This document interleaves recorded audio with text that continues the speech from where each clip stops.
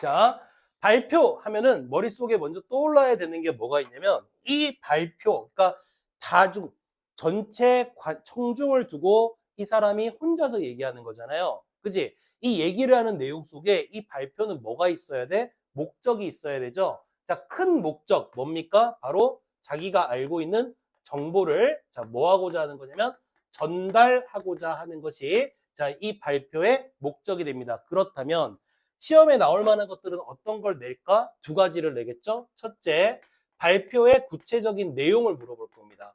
내용을 구체적으로 물어볼 거야. 그러니까 우리는 각 문단별로 내용들을 정리를 해야 되고 사실은 내용보다는 좀 더 세게 나올 수 있는 게 뭐가 있냐면 그럼 발표를 정보를 전달하는 거지, 그지? 그러면 핵심적인 게 뭐가 되는 거냐면 전달 방식에 우리가 주목을 해야 된다라고 하는 거죠.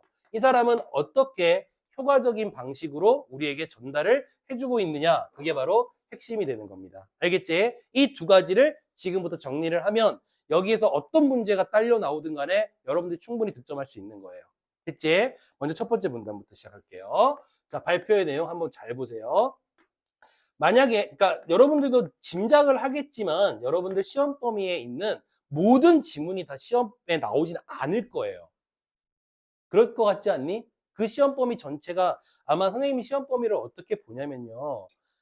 8강, 그러니까 이렇게 되는 거죠. 예상하는 거는 화법의 적용학습 1강부터 8강까지, 작문의 적용학습 1강부터 8강까지가 시험 범위 될 확률이 가장 높아요. 그러면 한 강당 지문이 몇 개가 있냐면 2개씩 들어가 있거든요. 그럼 여러분들 시험 범위가 지금 몇 개란 얘기야? 32개가 시험 범위란 얘기야. 그치?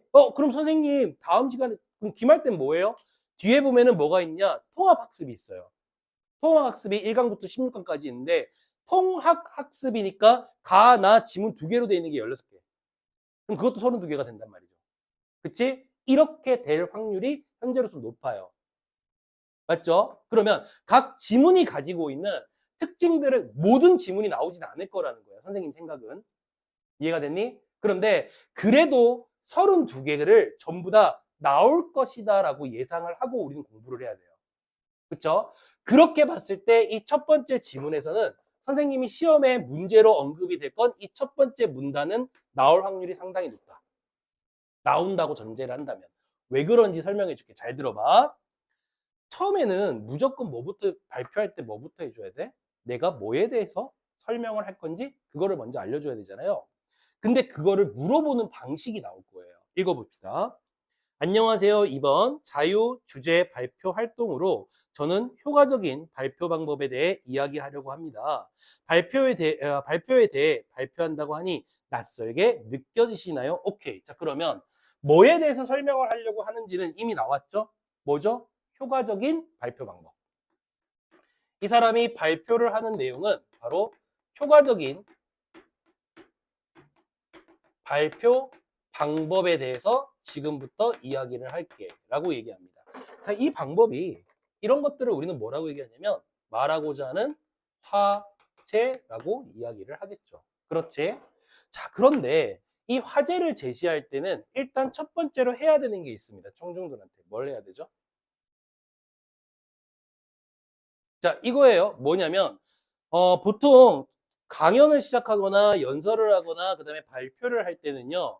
처음에 화제를 딱 제시한 다음에 그 사람이 얘기하고자 하는 거를 사람들이 뭐 하게 만들어야 돼? 집중하게 만들어야 돼요. 알겠지? 선생님도 말하자면 강의를 하는 것도 일종의 뭐가 되는 거죠?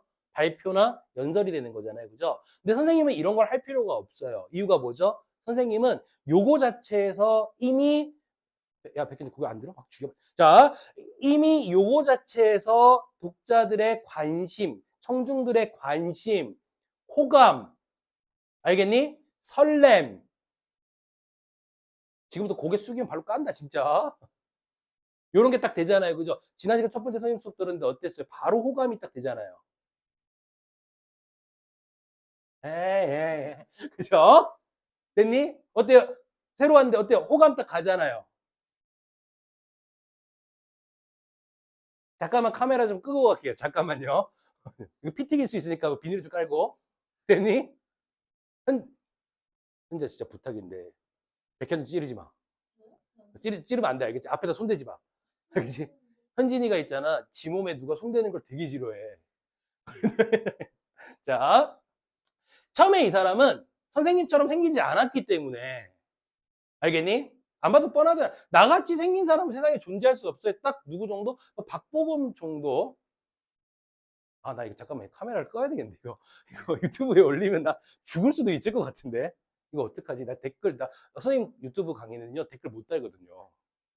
만약에 달게 해놓으면 나 이거 지금 망발이 되는 거잖아요. 그죠? 잠깐 마이크 좀 가리고. 박보검 정도 돼야 이게 관심이 끌잖아. 근데 이 사람은 그렇게 생기지 않았잖아요. 그지? 그러니까 어떻게 해줘야 돼, 얘들아? 화제를 제시한 다음에 이 사람의 목표는 일단 첫 번째 문단의 화제의 목표는 뭐가 돼야 돼? 독자의 관심을 끌어줘야 돼. 그렇지. 그게 목표가 돼야 돼. 아, 독자라고 하면 안 되죠. 청중의 관심을 뭐 해야 된다? 유발해야 된다 이거예요.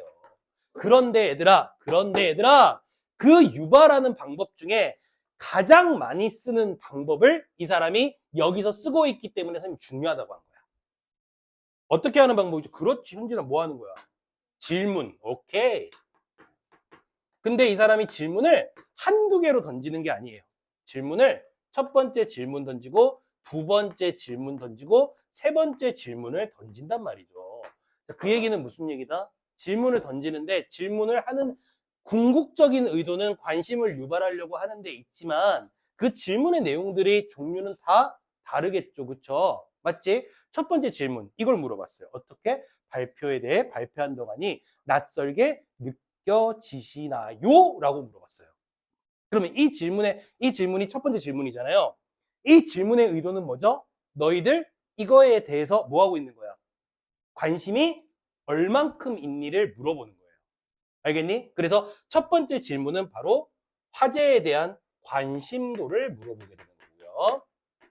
알겠죠? 자, 두 번째 질문도 있습니다. 네, 그렇다고 반응하시네요. 하지만 여러분이 발표했던 경험을 한번 떠올려 보실까요? 자, 지금부터는 이제 이거에 집중하기 위해서 여러분들이 이전에 했던 것을 가지고 한번 보라 이거잖아요. 이건 뭐냐? 청중의 경험을 뭐한다? 상기시켜준다 이 말이 되는 거예요. 알겠지? 선생님 이거 왜 알아야 돼요? 이렇게 보는 거야. 이 첫 번째 질문에다가 밑줄을 쫙 쳐놓고요. 알겠니? 이 질문, 기억은 청중의 관심도, 알겠니? 관심도에 대한 질문을 해서 됐어요? 그 다음에 청중의 호기심을 유발한다. 이렇게 나온단 말이죠. 그럼 이게 맞는지 안 맞는지 우리가 의도를 판단해야 된다. 두 번째 것도 마찬가지겠죠. 경험을 상기시켜서 청중의 관심을 유발하고 있다. 이런 식으로 나올 수 있으니까요. 자, 그 다음 내용 읽어보겠습니다. 여러분들 발표한 내용을 한번 경험을 한번 떠올려 보실까요? 청중의 반응을 살피면, 네, 우리는 정말 많은 상황에서 발표를 하고 있습니다. 여러 과목의 수행평가에서도 발표하고, 평가가 아니더라도 수업 시간에는 수시로 발표가 이루어집니다. 그리고 학급 자치의 회의 시간이나 동아리 활동 등에서도 발표의 기회는 많이 있습니다. 이거야. 그러니까 자, 여러분들 경험이 많으시죠? 한 다음에 이 경험에 대해서 다시 뭐를 들어 설명해주고 있다? 예를 들어 설명해주는 예시의 방식을 사용하고 있다는 거죠. 맞지? 얘들아, 쭉 나열해준다고 열거라고 해도 상관없어요. 알겠니? 얼마든지 얘기할 수 있습니다. 그 다음 내용 볼까요?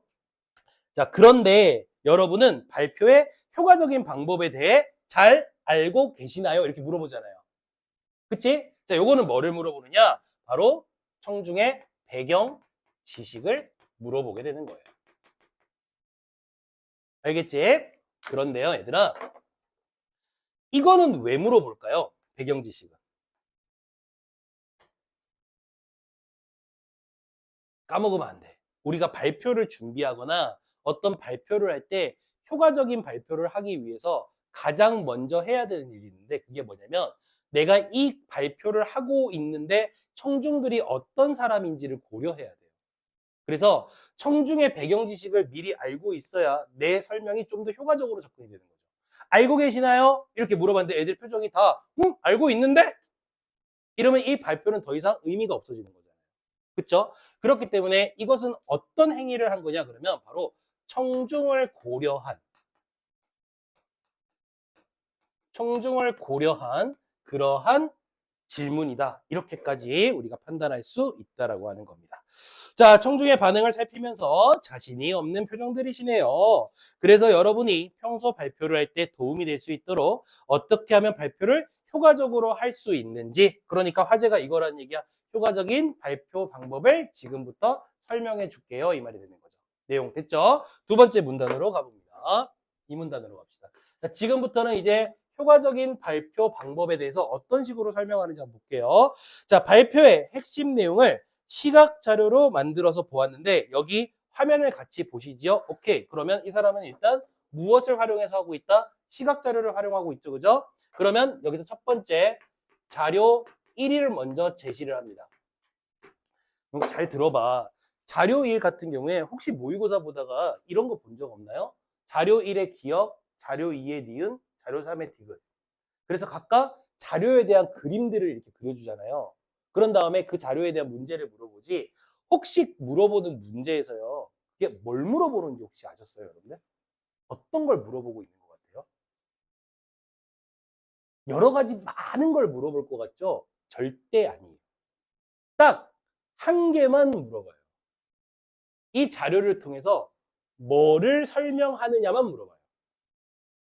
예를 들어서 부채에 대해 설명한다 하잖아요. 그럼 부채의 종류를 하나, 둘, 세 개를 만들어준 다음에 자료 1, 자료 2, 자료 3 이렇게 한단 말이죠. 그런 다음에 자료를 보시죠. 한 다음에 설명을 막 해요. 그러면 그 자료는 부채의 종류 첫 번째 거에 장점에 대해 설명하고 있다. 이렇게 문제로 나온단 말이죠. 그러면 우리가 반대로 공부를 할 때 어떻게 되냐?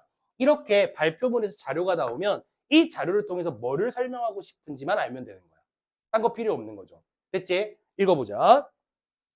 발표의 핵심 내용을 시각 자료로 만들어 보았는데 여기 화면을 같이 보시죠. 화면 1을 제시하며 자, 보시는 것처럼 발표를 효과적으로 하기 위해선 먼저 맥락을 잘 분석해야 된다라고 하는 거예요. 다시 말하자면 자료 1에는 무엇의 중요성에 대해서 강조하느냐? 맥락의 중요성에 대해서 여러분들에게 강조하고 있는 자료다. 이렇게 보면 되는 거죠. 그렇지? 요거 맥락. 선생님이 개념 공부하면서 진짜 중요하다고 말한 게 맥락이거든요.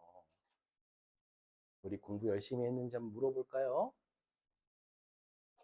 요것도 아이스크림 한번 걸어볼까요? 요거 물어봤는데 맞추는 학생 딱 있으면 우리 아이스크림 한번 걸어볼까요? 형준 자신 있다, 지금. 고개를 끄덕거렸어. 형준이의 말은 뭐냐면 자신 있다가 아니라 누군가 맞추겠지.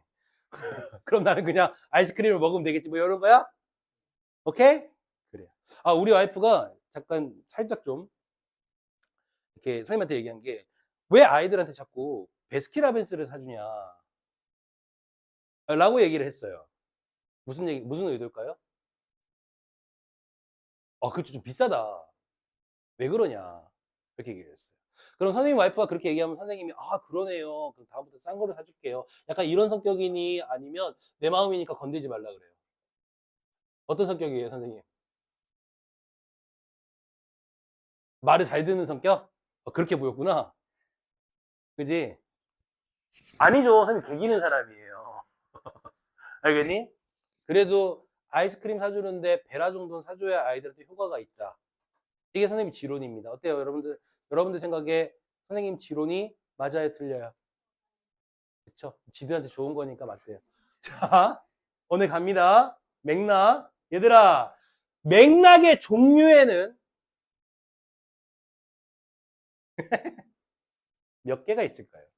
오. 아니, 아직 아이스크림 아니에요. 요 정도면 숟가락이에요, 지금. 아직 내용물 먹을 정도는 아닙니다. 뭐 있니?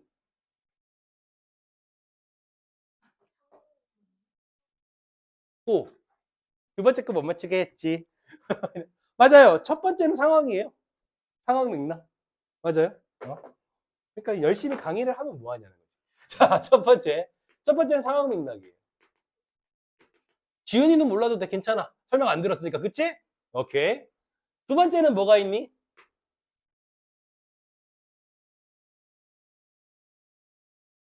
힌트? 힌트? 오늘 힌트 딱 힌트 받는 순간 베라에서 숟가락만 먹는 거야. 어, 콘서트니 씨발 아니야. 어? 얘들아 힌트 받는 순간 숟가락만 먹는 거야. 힌트 없이 가니? 존나 뒤져봐라 거기 있나? 아무리 뒤져봐라 거기 있나? 없어. 개념서 꺼내면 죽여버린다. 개념 프린트 꺼내는 순간 죽는다. 자 프린트 문제 없어 문제 없어. 알겠니? 힌트? 힌트하고 배라 할까?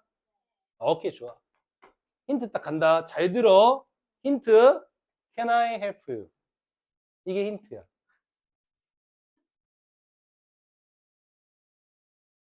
이게 진짜 힌트라고. 니네가 선생님 수업을 정말 잘 들었으면 이것만으로 충분히 판단할 수 있을 거야. 시간은 30초. 아직도 잘 감이 안 와? Can I help you랑 엄마가 도와줄까? 이걸 고려해야 된다 그랬지 선생님이. 뭐를 고려하라는 얘기니?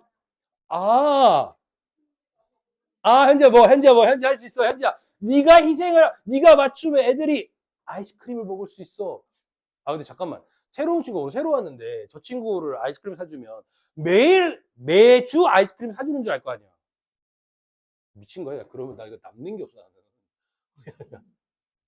뭐예요? 자 다음 시간부터 잊지 말자. 알았지? 맥락 중요하다. 아이스크림 일단 넘어갔다 오늘.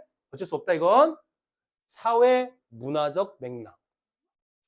알겠지? 그래서 내가 생전 처음 들어보는 소리예요. Can I help you는 그러니까 서구권 문화에서는 조금 개인적인 성향이 있기 때문에 아이에게 자기를 지칭할 때 I라고 하는 거야. 나를 지칭할 때.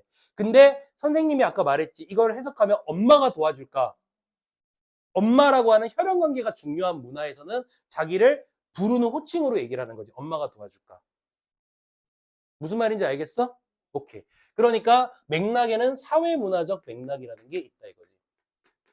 사회문화적 맥락. 자, 그렇다면은 이 발표를 잘하는 방법에서 우리가 중요하게 생각해야 되는 맥락은 과연 상황 맥락인지 사회문화적 맥락인지 이걸 지켜보자는 거야. 이해가 됐지? 자, 읽어보자. 맥락에는 목적, 청중, 시공간. 자, 이런 것들을 통칭해서 다 뭐라고 합니까? 사회문화적 맥락이라고 하지 않지. 이런 걸 상황 맥락이라고 하는 거야. 이게 무슨 사회문화랑 뭔 상관이 있어? 어? 이것도 정신 못 차리네? 그지? 자, 목적, 청중, 시공간. 이런 것들을 우리는 상황 맥락이라고 얘기를 합니다. 알았지? 내가 말로 한다고 니들도 말로 하면 죽여버린다? 자, 상황 맥락을 중시하라는 얘기예요. 알았죠? 다음. 특히 청중 분석이 중요하다는 거죠. 그래서 맥락 중에 가장 중요하게 생각해야 되는 건 상황 맥락 중에 누구를 판단하는 게 중요하다는 겁니까? 바로 청중을 분석하는 것이 중요하다 이 말이에요. 그 다음 읽어볼까요? 발표는 청중과의 상호작용이라 할 수 있으며 청중을 고려하지 않은 발표는 좋은 발표라고 하기 어렵습니다. 청중을 분석하기 위해서 자 어떤 것들을 해야 되느냐? 청중을 분석하는 방법 이제 세밀하게 들어갑니다. 그렇지? 청중의 관심과 요구가 무엇인지 관심, 두 번째 청중의 요구, 그리고 세 번째는 청중의 이해도. 자, 이 세 가지가 굉장히 중요하다는 얘기고요. 다음, 그에 맞는 정보를 선별하고 내용을 구성하는 것이 필요합니다. 아무리 발표 내용이 좋더라도 청중에게 맞지 않는 내용이라면 혼자 말하는 것에 그치기 때문이지요. 더불어 발표의 목적, 시공간 등을 고려해서 내용을 구성하는 것이 중요하다. 그러니까 한마디로 말하면 뭐가 중요하다? 상황 맥락이 중요하다 이 말이야. 이걸 잘 하면 맥락을 중요하게 생각하면 효과적인 뭐를 할 수 있다? 발표를 할 수 있다. 두 번째. 자, 세 번째로 갑니다. 세 번째 문단. 역시 자료 두 번째가 나오겠죠. 자, 이렇게 문제로 나온다는 거야. 자료 1을 표시해 놓고 여기에는 어떤 내용을 강조하고 있다고 얘들아? 맥락의 중요성을 강조하고 있다. 이렇게만 공부하면 된다고. 어려운 게 아니잖아. 그럼 맥락의 중요성은 뭐가 중요하니? 상황 맥락이 중요해. 그 중에서 특히 청중을 분석하는 게 중요해. 이렇게만 머릿속에 인지해야 된다고. 충분히 문제 맞출 수 있다고. 알겠죠? 다음. 다음 자료를 보여드리겠습니다. 화면 2를 제시하면서 발표를 효과적으로 하기 위해서는 발표 내용을 도입, 전개, 마무리의 흐름에 맞게 구성해야 된다라고 하는 겁니다. 그러니까 이때는 뭘 중요하게 생각하느냐? 바로 발표의 구성이 중요합니다. 이 말이에요. 구성이 중요하다. 그런데 이 발표의 구성에는 무엇과 무엇이 있냐 그랬더니 도입이라는 파트가 있고 전개라고 하는 파트가 있고 그 다음에 마무리라고 하는 파트가 있다 이 말이에요. 그러면 각각 어떤 내용들을 담아야 효과적인 발표를 할 수 있는지 내용을 봅시다. 특히 뭐가 중요해요? 도입 부분이 중요해요. 이 사람이 강조하는 부분은 이 도입이라고 하는 부분이 상당히 중요합니다 라고 이야기를 하고 있어요. 다음 읽어볼까요? 자, 발표를 시작할 때 청중의 마음에 관심의 불을 지펴 발표를 열심히 들어야겠다는 생각을 불러일으키는 것이 필요합니다. 이렇게 얘기하는 거예요. 다시 말하면 이때 청중의 무엇을 높여주자는 거야? 청중의 호감도나 그 다음에 관심도를 높여주는 것이 중요하다 이 말이 되는 거예요. 그래야지 내가 다음에 설명하는 것들을 효과적으로 전달할 수 있다는 얘기가 되는 거고요. 다음으로 가봅시다. 이를 위해서는 발표 내용이 청중에게 필요한 것임을 느끼게 하거나 청중의 관심사나 그다음에 발표 화제를 관련지어 설명하는 것이 방법입니다. 예기치 못한 신선한 도입으로 관심을 이끌어낼 수도 있지요. 됐니? 오케이. 그러니까 좀 이렇게 예기치 못한 우리가 이제 일반적으로 쓰는 방법들이 아닌 좀 이렇게 뭐지? 특이한 방법? 이런 걸 사용한다면 아마 좀 효과적인 발표가 되지 않을까. 이게 이걸 뭐 어디다가 대입하면 되냐면 얘들아 그러니까 소개팅, 나중에 소개팅 할 거니? 대학 가면 소개팅 한번 해보고 싶어요? 어때요, 여러분들? 아유, 뭐, 관심이 없으니까 이런 것들. 근데 소개팅 한번 해볼 거니? 해볼 거야, 소개팅 한번 해보고 싶은 기회가 된다면? 아, 몰라요? 백현지 소개팅 한번. 현재 소개팅. 지금 소개팅 한번. 한번 해보고 싶어? 오케이, 오케이. 현재 소개팅. 홍준이는? 얘네들 뭐 하는 애들인지 모르겠어, 도대체. 근데 잘 생각했어. 그래. 니들이 소개팅에 나가는 거는 한 사람의 인생을 조지는 일일 수도 있기 때문에, 그치? 내 소개팅 나가서 내 얘기, 처음 어떤 사람을 만났을 때, 이거 하나 알려줄게. 처음 어떤 사람을 만났을 때, 그 사람이 나한테 호감이 있는지 없는지 있잖아. 그거를 단번에 알 수 있는 방법이 있다. 이게 심리학적인 거거든. 되게 간단해. 처음에 만나면 뭐부터 해야 되겠니? 인사해야지. 안녕하세요 해야지. 그 다음에 뭐 할래? 소개를 먼저 할 거니? 그렇죠. 소개를 해야 되겠죠. 안녕하세요, 저는. 이러면서 얘기하겠죠. 그 다음에 뭐냐면 상대편이 이 자기 이름을 말해줄 거 아니야. 여기서 알 수 있어. 이건 방송으로 찍으면 안 되는데. 이거 다 그렇게 써놓는데. 호감이 있으면 어떻게 하냐면, 잘 봐. 선생님이 이 친구한테 호감이 있을까? 애들 표정 못 봤지? 애들 표정이 어떠냐면, 개새끼! 맞아요. 그죠? 호감이 별로 없어요. 별로 없다는 표현이 좀 그렇다. 호감을 가지면 안 되잖아요. 그죠? 그러니까 이렇게 얘기하는 거예요. 인사할 때 이 친구가 이름이 뭐예요? 이렇게 물어보잖아요. 그러면 호감이 별로 없을 때는 어떻게 하냐면 최동민입니다. 이렇게 얘기해요. 최동민이에요. 이렇게 얘기해요. 근데 호감이 있으면 심리학적으로 어떠냐면 각인을 시켜주고 싶은 뭐가 있냐면 각인을 시켜주고 싶은 욕망이 있기 때문에 이름을 2번 말해요. 동민이에요. 최동민.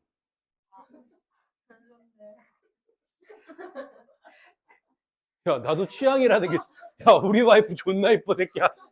우리 와이프 존나 이뻐! 어? 아니, 2번 말하는 게요. 별로라고? 선생님이 별로라는 게 아니고. 2번 말하는 게 별로라고? 왜? 이상해. 그러니까 선생님 목소리와 표정으로 하면 그렇지. 약간 느끼하잖아. 동민이에요. 최동민. 이거 좀 토할 것 같잖아. 잠깐만 좀 쉬었다 합시다. 이거 아니 니네 죽을 수도 있을 것 같아요. 지금 다 저녁 먹고 왔니 혹시? 저녁 먹고 다 올라와요 지금. 그 선생님 내용을 보고 싶지 않아요 지금. 이렇게 하면은 좀 삼키면 안 돼. 현재 나오는 걸. 현재 지금 나오는 걸 삼켰지 너 지금. 그걸 또 지금 식도에 있는 거 지금 삼켰어 지금. 자, 잘 들으세요. 이렇게 하면 그렇지. 근데 정중하게 박보검처럼 생긴 애가 멋있게 보검이에요 박보검 이렇게 하면 좋잖아요. 아, 그것도 싫습니까? 그래요. 요거 편집. 아, 전에 수업에서는 굉장히 반응 좋았거든요, 이거. 그래서 선생님이 이제 막 이어서 막 최악의 소개팅을 했던 상황도 막 이 도입부를 잘하기 위해서 어떤 남자가 내 친구한테 그랬거든. 이름이 어떻게 되세요? 이렇게 물어봤대. 내 친구 여자야. 내 친구 여자야. 친구는 여자고 남자가 상대편 남자인데 이 남자가 졸라 웃기고 싶었던 거야. 임팩트 있게. 알겠니? 아, 요거 20년 전 얘기다? 알았지? 지금 선생님 나이에 친구가 소개팅을 한다는 건 죄악이야. 알겠니? 어쨌든 물어봤대. 이름이 어떻게 되세요? 이렇게 물어봤대요. 그래서 남자가 진짜 정말 웃기려는 의도야, 얘들아. 싸가지가 없는 게 아니고 뭐라고 했냐면 그것도 모르고 나왔어요? 오! 그래서 친구가 약간 기분이 나빴던 거야. 그래서 밥 먹으러, 이거 좀 짧게 끝낼게. 밥 먹으러 가려고 막 걸어가고 있었 남자가 준비를 했대, 소개팅 나오기 전에. 예약을 했대, 좋은 집을. 그래서 밥 먹으러 막 가고 있었어. 근데 친구가 살짝 기분이 안 좋았던 거야. 살짝. 그래서, 아, 목이 너무 마르네요. 저기 편의점 가서 물 좀 사갖고 올게요. 이럴 때. 자, 지금부터 하는 모든 남자의 행동들은, 말하는 건 다 웃기려고 하는 거야. 알겠지? 행동은 진심이고, 알겠죠? 최악의 상황이야. 이게, 이거 다 듣고 우리 죽을 뻔했거든. 너무 웃겨가지고. 그지? 그래서 되게 너무 웃긴 게 뭐냐면, 물 좀 사갖고 올게요. 그랬대, 편의점에서. 그랬더니 남자가 뭐라 그러는지 알아? 식당 가면 줘요. 이랬대. 어! 완전 최악이지, 그지? 아니, 내가 그랬다는 게 아니니까 나를 그렇게 쳐다보지 말라고. 알겠니? 그래서 그 다음에 또 이제 막 걸어가니까 너무 오래 걷는 거야. 다리가 너무 아픈 거지. 알잖아. 형준이만 모르는 건데 여자들이 소개팅을 언제부터 준비하는 줄 아니? 소개팅 잡힌 날부터 준비해. 살 빼야 되거든. 존나 굶고 막 사실은 네가 아무리 봐도 쟤는 이게 살이 별로 없는 애인데 그래도 걔네들 다 몸 안에 있어 살이. 그래서 막 옷을 입을 때 막 수저 넣어야 돼 막 이렇게. 그래서 옷이 되게 불편하단 말이야. 그럼 신발도 존나 예쁜 거 신어야 되니까 예쁜 거 신으려면 어떻게 해야 돼? 이렇게 올라온 거 신어야 되잖아. 그럼 불편하거든. 오래 못 걸어. 그때가 11월 달이야 얘들아. 11월 달.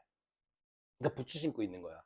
그러니까 발이 아프잖아, 그지? 그러니까 걸어가다가 발이 아파요는 좀 그러니까 좀 추운 것 같네요, 쌀쌀하네요. 그러니까 이 말은 무슨 얘기야?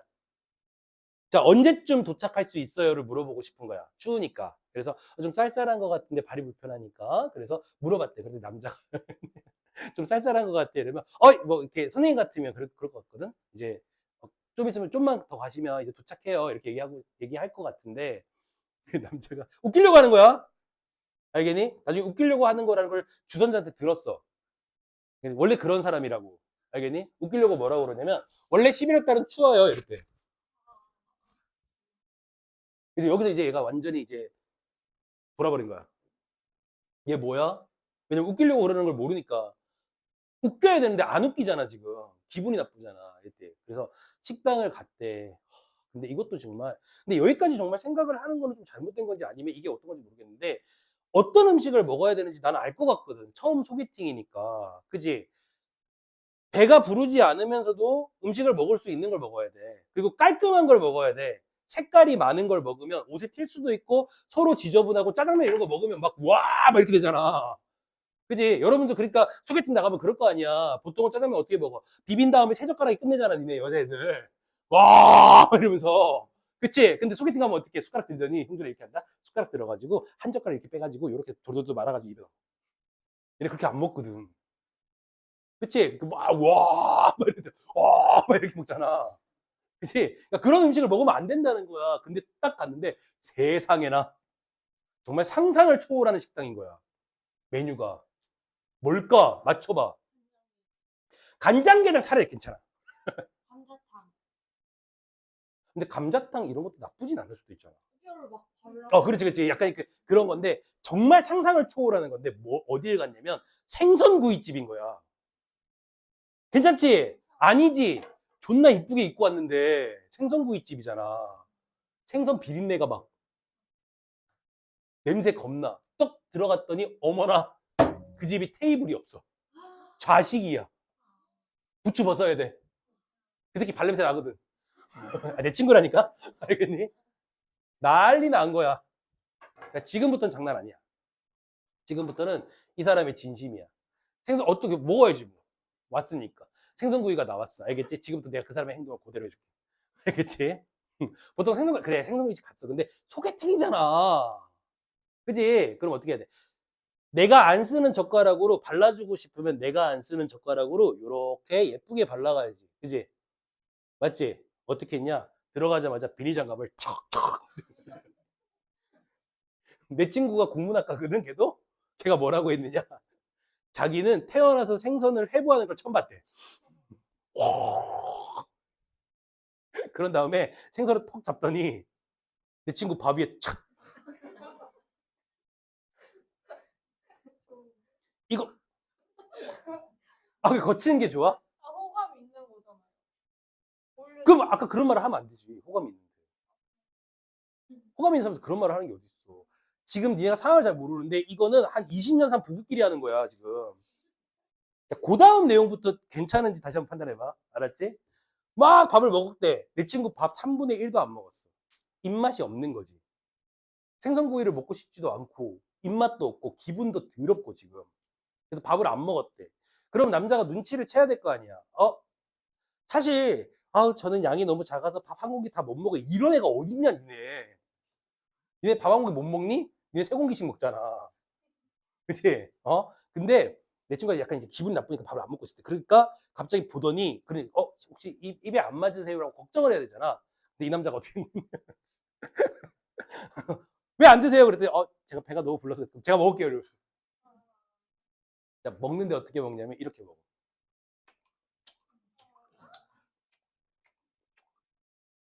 국물 마실 때. 최악을 보여줄까? 생선가시를 들더니, 이거 내 친구의 표현이야. 발라. 나는 생선가시를 하모니카 부는 새끼 처음 봤대.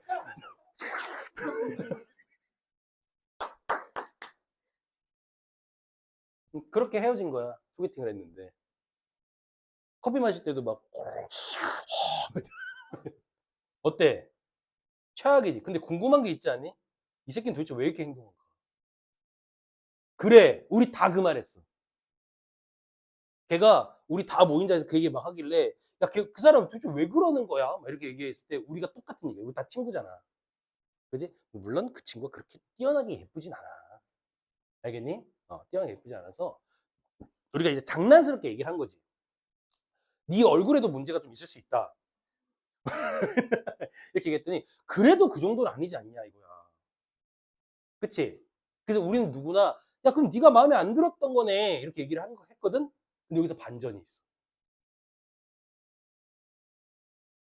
그날 저녁에 문자로 애프터가 온 거야. 우리 다음에 또 만나면 안 될까요? 이러고. 그러니까 이 남자는 말은 웃기려는 거고 도입부에서 임팩트는 어때요? 청중의 관심은 존나 높아졌지. 그렇게 말한 남자는 없잖아. 근데 호감도가 뚝 떨어지.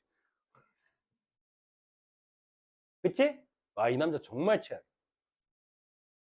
어때? 그런 남자 만나면 여러분들 어떨 것 같아요? 진짜 싫겠지, 그지? 맞지? 그래요. 결혼을 했을까, 그 사람은? 지금도 어딘가에서 생선가시로 하모니카를 부르고 있어. 아무도 모르는 일이지. 야, 그럼 간장게장 먹으러 갔으면 진짜 어떻겠냐? 막 다리 잡고, 막 이런 거 할 거 아니야. 이건 진짜 결혼해도 싫다. 배려가 전혀 없지, 그지? 그치. 정말. 짜증납니다. 근데 어쨌든 발표는요, 도입할 때 청중의 호감과 관심을 높여야 돼. 알겠니? 그거 되게 중요한 거야. 이거 먼저 해야 된다는 거지. 다음 읽어볼게. 그 다음에. 자, 그 다음이죠. 발표의 내용을 본격적으로 이야기하는 전개 부분에서는 지나치게 많은 정보를 전달하려고 하기보다는 요거는 쉬워요. 어떻게 하는 게 제일 중요하냐? 핵심 내용만 전달하는 게 중요하다 이거예요. 핵심 내용만 전달하는 게 중요하다. 그 다음 보겠습니다. 바탕으로 청중의 이해도를 높이기 위해 노력해야 됩니다. 실제로 청중들이 발표에서 제공하는 정보를 모두 받아들이는 것은 어렵기 때문에. 그렇죠. 왜냐면 말이니까 얘들아. 발표는 말이잖아. 그러면 말을 하는 걸 모두 다 알아들을 수는 없죠. 그죠? 그러니까 선생님도 말을 하고 있는데 여러분들이 다 알아들을 수 없죠. 맞지? 그러니까 알아들을 수 없으니까 여러분들이 뭘 하는 거예요? 그렇지, 필기를 하는 거야. 알겠니? 하나라도 놓치면 안 되는 아주 귀하고 로얄 젤리 같은 말이니까. 됐니? 요건 안 웃겼네. 그래, 내가 매번 웃길 순 없잖아. 그지? 오케이. 그러니까 필기라는 걸 하는 거야. 근데 이 상황에서 필기할 수 없잖아. 그지? 그러니까 하고 싶은 얘기 핵심만 딱 전달을 해야 된다는 거지. 이게 핵심인 거야. 그 다음, 또 계속 가볼게요.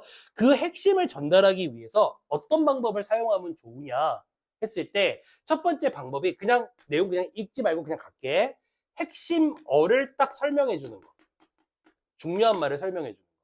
두 번째는, 자, 이 사람이 하는 방법처럼 무엇을 활용하는 게 좋다? 시각자료 활용하는 게 좋다 이거예요. 됐어요? 오케이. 자, 그 내용이 바로 다음에 나오는 겁니다. 또 영상 자료도 될 수가 있고요. 등과 같은 다양한 자료를 활용하는 것이 좋은 방법입니다. 자, 마무리 부분으로 갑시다. 마무리 부분에선, 자, 발표에서 강조한 강조한 사항들을 요약하거나 제안한 내용을 다시 한번 명쾌하게 짚어주거나 강조하는 것이 좋습니다. 그러니까 마무리 부분에 뭐 해주라는 얘기야? 요약하고 정리해주라는 얘기죠. 그냥 간단하게 얘기하면. 자, 이런 구성으로 해야 효과적인 전달 방법이 된다는 거고요. 근데 이 부분도 있습니다. 잠깐 보면, 발표 내용 구성과 관련해서 제가 활용하는 발표의 팁을 잠깐 소개해 드릴까요? 자신의 발표 팁입니다. 청중의 반응을 살피면, 네, 저는 발표를 할 때 퀴즈를 많이 활용하는데, 발표를 시작할 때 재미난 퀴즈를 만들어 청중의 관심을 불러일으키거나 혹은 중간에 청중이 지루해지면 깜짝 퀴즈를 내기도 합니다. 마무리할 때는 퀴즈를 활용하여 주요 내용을 정리해 볼 수 있죠. 그러니까 자신이 가지고 있는 개인적인 발표를 구성할 때 쓰는 전달 방식 하나가 있다. 이거 간단하게만 갑시다. 개인적으로 쓰는 전달 방식, 그쵸?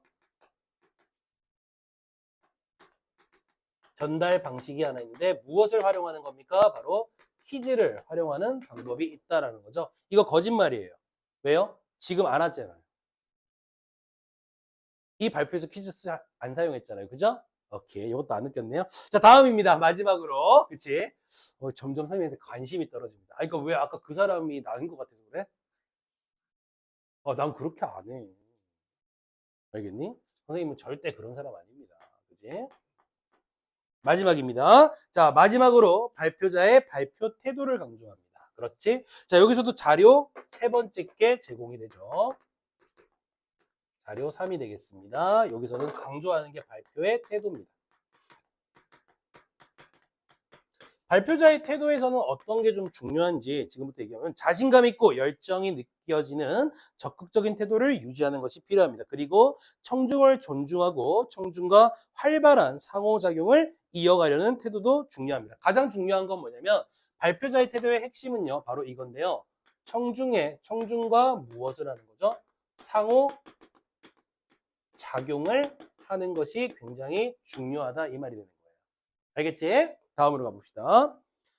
자, 청중이 발표 내용에 흥미를 느끼고 있는지 또는 발표 내용을 잘 이해하고 있는지를 발표가 진행되는 동안 살펴보아야 합니다. 혹시 청중이 질문한다면 어떻게 해야 될까요? 청중의 반응을 살피며, 일단 그것은 아주 반가운 일입니다. 질문은 발표의 내용을 적극적으로 들었다는 증거이기 때문이지요. 질문에 대해 답변할 때, 자, 상호작용하는 것 중에 예 하나 들어서 설명하죠. 뭐지? 청중의 질문이 있을 때. 청중의 질문이 있을 때 어떤 태도를 해야 되느냐, 그 두 가지를 알려줄게, 이 말이거든요. 첫 번째는 일단 그것은 아주 반가운 일이고, 질문에 대해 답변할 때는 질문이 좋은 질문인지 나쁜 질문인지 평가하면 안 된다는 거예요. 알겠니? 뭐 그런 질문을 했어요. 뭐 이렇게 하면 안 된다고.